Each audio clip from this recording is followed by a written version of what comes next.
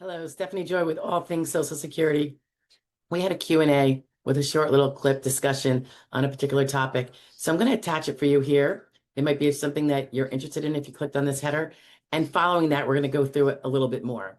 So just wanted to give you the heads up. This is where it started from, and then we'll have the bigger discussion right after. All right, chat with you later. Bye-bye. Ruby asks, what is DLI? Date last insured, Ruby? Date last insured. This DI is insurance. It's Social Security Disability Insurance. And like many term insurances, there is a date after which you no longer have the insurance if you don't continue to buy it. And that's what your DLI is. So for those of us that are still working, every quarter we get another credit. There's 4 credits to a year. It's like goes with the quarters. And so we're constantly always having the maximum quarters. It doesn't take a lot to get the max. This year, you only have to work less than $8,000 that you pay taxes on, and you get all 4 quarters. But if you stopped working for a number of years, the general rule of thumb is for most adults, that's when you're younger. When you're under, I think, 31, it might be a little less, but you're going to want to have 20 credits earned in the last 10 years. 10 years, you could feasibly have 40 credits earned because it'd be 4 quarters times 10, but it doesn't even require that. It only requires that you have half that amount. So, and because each quarter, I think this year it's $1,810 a credit, $1,810 per credit. You earn that and pay taxes 4 times that amount. You got all 4. So very, very part-time work, even for like a non-high income earner. If someone can pull out, and that's under SGA earning those, so you're still not making so much that it would say his income alone means he's not disabled. So got to look at all those things. Keep that DLI way ahead of you. You want it to be definitely in the future. Hey, so if the subject matter of the video you just listened to is of interest and you want more on it, stay tuned. Here's another one about the same topic, but a little bit different. Bye now. Hey, so we talk about quarters of coverage and whether you have insured status or you are uninsured for Social Security disability because you haven't worked in long enough, therefore you haven't paid the premiums lately through your taxes, and you're now uninsured, and you may or may not be able to get the welfare SSI, and mostly people don't prefer that one anyway. They want the stuff they worked hard and paid for. So I just wanted to share with you, and I will link the page, but this is what we look at when we have your Social Security earnings statement, and we're going to manually figure out if you're still insured for Social Security disability. This is an alternative to calling SSA.gov. I'm sorry, you can find us on SSA.gov, calling the 1-800 number for the SSA and asking for your date last insured. That is a great thing to do. I usually want people to do both, download the earnings statement and call for the DLI date last insured from the 1-800 number. And again, that number is 1-800-772-1213. But sometimes that number, it can take a really long time to get a live body. If something happens, you get disconnected or whatever. There's still the alternative of doing the manual, kind of like charting it out yourself.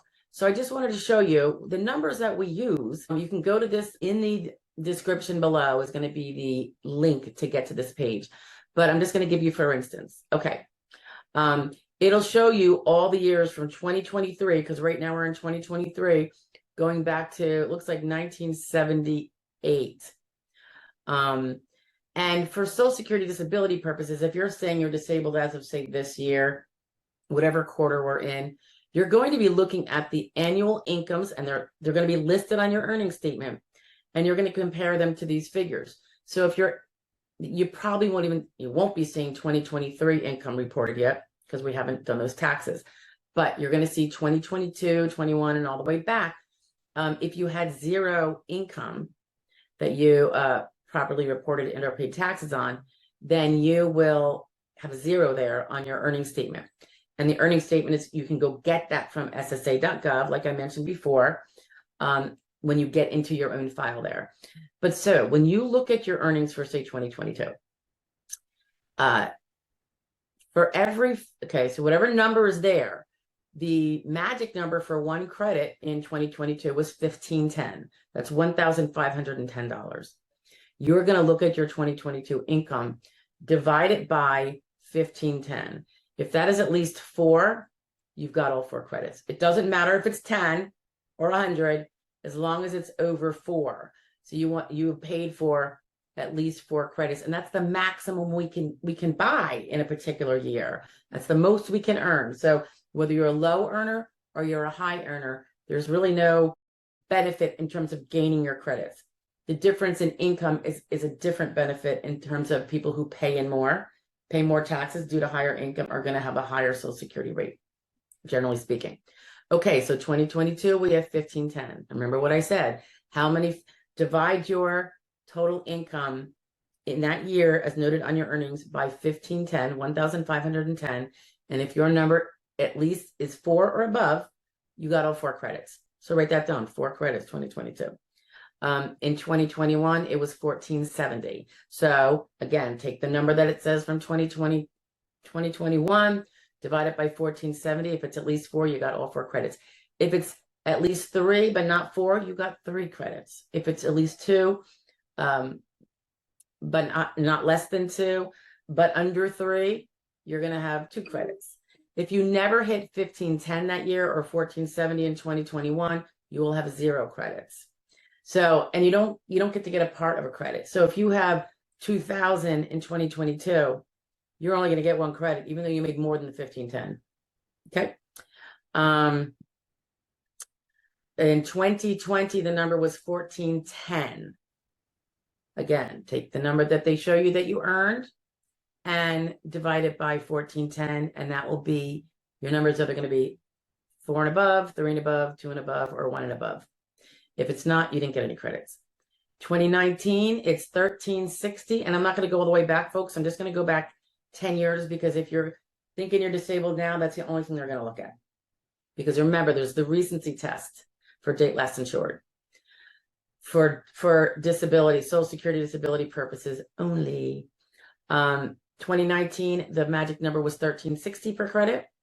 2018, it was 1320 per credit. 2017, it was 1300 even. 2016, 1260. 2015, 1220. 2014, 1200 even. 2013, it was 1160, so 1160. I'll go back a couple more years in case you actually stopped working a couple years ago, and you say you were disabled a couple years ago, you just haven't filed. So what did we do? We did 20. Okay, so 2012, it was, I think I mentioned this, maybe not, 1130. 2011, it was 1120. 2010, it was 1120 again. That's because we had very stagflation. 2009, it was $1,090. 2008, it was $1,050. I'm going to stop there. But remember, they're going to be looking at your last 40 quarters. So each of those years, you can like diagram out 4 blocks, 4 blocks, 4 blocks, and see if all 4 of those blocks are filled, or if just the first 2 are. Or what have you. And then you need to find, for most of us, you're going to have to find 20, where you put a C, wherever you have, like, you got 4 quarters, put 4, C. If there's 2, put those in. And then go and count back from whatever day you say you became disabled or today, and count back and see if there's 20 in those last 40 quarters, which is 10 years. Okay? That's kind of how we do it. And again, calling the 800 number for your DLI is going to give you the firm date of when you were last insured or will become date last insured. We all have a date last insured if we stop working today. So they will tell you what it is. When it's in your back window, when it's remote, we call that, and it's behind us in time, that's not good. It's not necessarily fatal, but it makes for a much harder case and probably more slimmer chance of prevailing. So, and that is because you can't go create new evidence that will fall into your window of being insured because your window already closed. Okay. You can't, no lawyer can say, oh, go get some MRIs now. It's not going to help you. Go get that physical therapy you've been needing. Not going to help you. All right. This is why we can't really snooze on our rights here, because it is term insurance, like many other term insurances. So find out what your term is. And that's what date last insured is all about. And that's what these credits are all about, and these amounts. Okay. So I hope that helps you, and feel free to post any questions if you have them. Bye now.